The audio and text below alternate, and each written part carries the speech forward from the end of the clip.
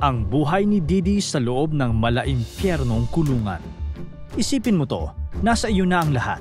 Kayamanan, kasikatan, pati lahat ng bisyo at luho. Ang buhay mo parang heaven na. Pero paano kung sa gitna ng lahat ng ito, may mga gawain kang pwede mong ikabagsak?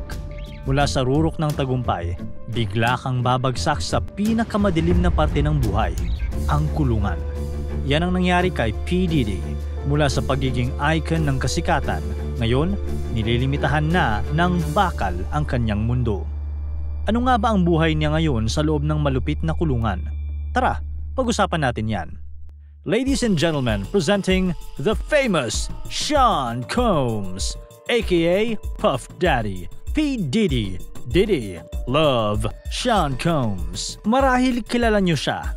Pwede namang hindi. Pero isa siya sa mga pinakasikat na tao sa mundo ng hip-hop. Magaling naman talaga siya.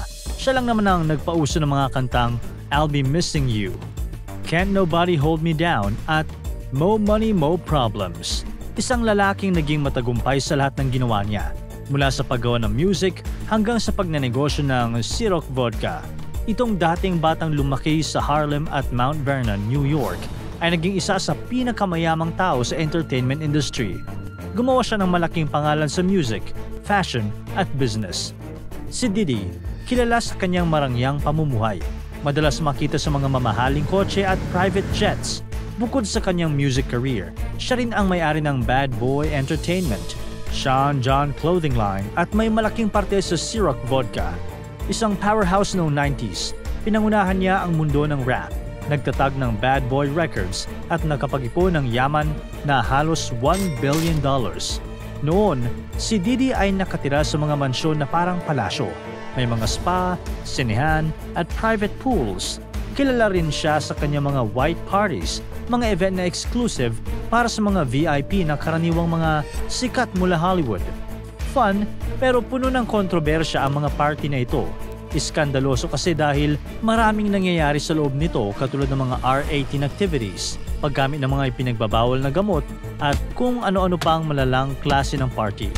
Pero sa isang kisap mata, ang buhay ng isa sa mga pinakamaimpluwensyang tao ng music industry ay bumaliktad ng tuluyan. Noong September 2024, si P. Diddy ay hinuli at sinampahan ng mga mabibigat na kaso. Isang gabing tahimik sa New York City, sa loob ng isang mamahaling hotel, biglang nagsirena ang mga pulis at nagkagulo ang paligid.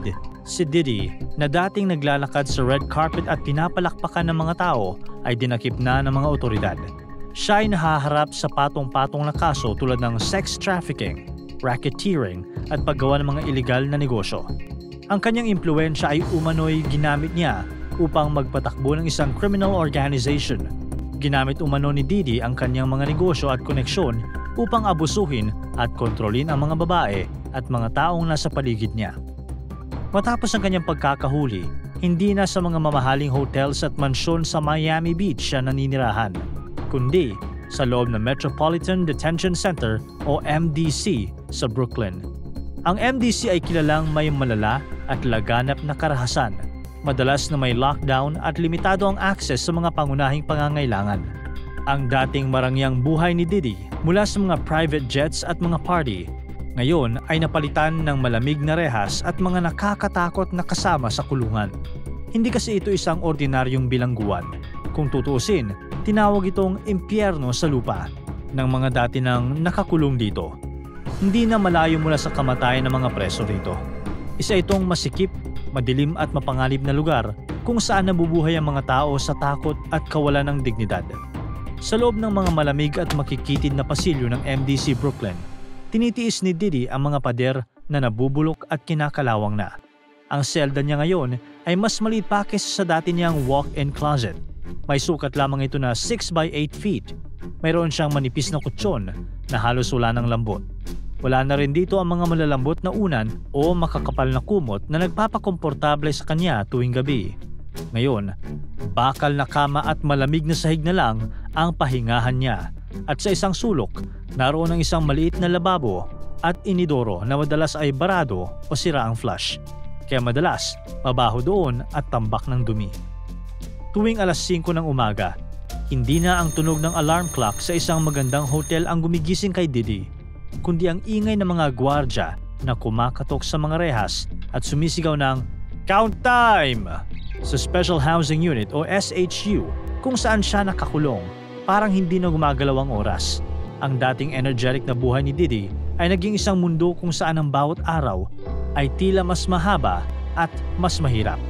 Sa loob ng MDC, iilan na lang ang inaabangan ni Diddy. Ang konting oras para sa mga basic routine tulad ng pagkain, pagligo, pag-exercise. Ang dating lifestyle niya na puno ng kasiyahan at kalayaan ay naging paulit-ulit na gawain kung saan hinihintay niya na lang na lumipas ang oras. Ang pagkain ni Diddy ay ordinaryong rasyon lang. Kakarampot lang ito kumpara sa isang mesang kainan niya dati. Ang mga pagkaing inihahain sa kanya ay kalimitang malamig na hotdog, mga lutong itlog at tinapay na mas mura pa kaysa sa ordinaryong tinapay sa bakery. Wala na mga gourmet meal na dati niyang kinakain sa mga top-tier restaurants ng New York. Ngayon, bawat subo ay may halong pagkadismaya at minsan nakakasuka. Kasi naman, minsan ay inuuod na ang mga pagkain. Ang kanyang almusal ay madalas na cereal, prutas at breakfast cake. Sa tanghalian, maaaring makakain siya ng scrambled eggs, chicken wrap, o black bean burger. Sa hapunan naman, ang menu ay minsan chili mac, Salisbury steak o turkey roast. May commissary naman sa bilangguan kung saan pwede siyang bumili ng mga chips at ilang gamit. Pero limitado lang ang kanyang budget na aabot ng $160 kada 2 linggo. Walang privacy para kay Diddy sa loob ng MDC. Lahat ng kilos niya ay nakukunan ng CCTV at mahigpit na binabantayan ng mga gwardya. Parang nasa PBB house lang. Ang pagkakaiba nga lang walang eviction night, cash prize at wala siyang ka-love team doon. Bilang isang high-profile inmate, ang buhay ni Diddy sa loob ng Special Housing Unit o SHU ay lalo pang naging delikado. Kahit na siya ay hiwalay sa karamihan ng mga preso, malaki ang panganib sa kanyang buhay. Sa labas ng special housing, ang mga nakakulong doon ay maaaring may mga hawak na improvised weapons katulad ng kutsilyo na gawa sa mga nababasag na salamin, hinasa ng mga kutsara, o kahit mga piraso ng metal na nakuha mula sa mga kama o upuan. Dahil sa sikat na pagkatao ni Diddy, ang pagkuha ng buhay sa isang tulad niya sa loob ng bilangguan ay maaaring ituring na isang badge of honor para sa ibang mga bilanggo. Ang kanyang reputasyon at kayamanan ay maaaring maging dahilan para siya ay maging target ng mga pananakot o pang-aatake. Sa isang lugar kung saan pinagsasama ang mga kriminal na may iba't ibang kaso, ang karahasan ay ordinaryo lang. Minsan, ang kaguluhan ay nagsisimula lang sa mga maliliit na away, isang masamang tingin lang, isang hindi sinasadyang pagbangga, o kahit konting di pagkakaintindihan lang, mananagot na ang mapagtitripan. Madalas nauuwi ito sa mga brutal na pakikipag-away na maaaring magresulta sa pagkasawi ng mga bilanggo sa loob. Yung mga nakikita nyo sa loob ng presinto sa mga action movies, talagang nangyayari yun sa totoong buhay. Kaya kung magkakamali ng kilos si Diddy, maaari siyang managot ang bawat paglabas niya sa kanyang selda. Kahit para lang sa mga basic routine ay maaaring maging pagkakataon para sa isang pag-atake. Dahil dito, palagi nakaalerto si Diddy. Lagi siyang nag-iingat at nagbabantay sa kanyang paligid. Delikado pa rito dahil kapag ang isang tao ay nasaktan, maaaring hindi agad sila makakakuha ng medical attention. Kung may mangyari man kay Diddy, malamang na ang kanyang kapalaran ay magiging katulad ng ibang mga biktima. Tatagal pa bago maipagamot at ang kanyang mga sugat ay maaaring humantong sa mas malalang injury o kamatayan. Pero sa kabila ng kanyang kalagayan, umaasa pa rin si Diddy na mapatunayan ang kanyang pagiging inosente. Ayon sa kanyang mga abogado, determinado siyang linisin ang kanyang pangalan at labanan ng mga kaso laban sa kanya. Pero ngayon, ayon sa mga report, nailipat si Diddy sa mas safe na selda. Sa seldang ito, hindi lang siya ang kilalang tao. Kasama niya sina Sam Bankman-Fried, ang dating CEO ng cryptocurrency exchange na FTX, at Juan Orlando Hernandez, ang dating presidente ng Honduras. Ang lugar na ito ay isang espesyal na parte ng MDC Brooklyn na inilaan para sa mga high-profile inmates at mga detainees na nangangailangan ng karagdagang proteksyon. Inilarawan ito bilang isang barrack-style na area na sa kasalukuyan ay may 18 to 20 inmates. Bagamat hiwalay sa general population, ang lugar na ito ay may shared living space at may karagdagang seguridad. Ang Federal Bureau of Prisons ay hindi nagbibigay ng kumpirmasyon tungkol sa mga detalyeng ito dahil sa mga dahilang may kinalaman sa privacy at seguridad ng mga inmates.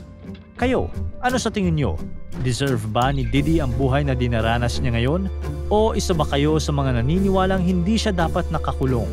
Pero sa huli, husgado pa rin ang magpapasya ng kanyang kapalaran. Kung haharapin niya ang habang buhay na parusa o makakatanggap ng pangalawang pagkakataon. Para tuloy-tuloy ang saya at kwentuhan, huwag kalimutan mag-subscribe sa Bubbly YouTube channel at pindutin ang notification bell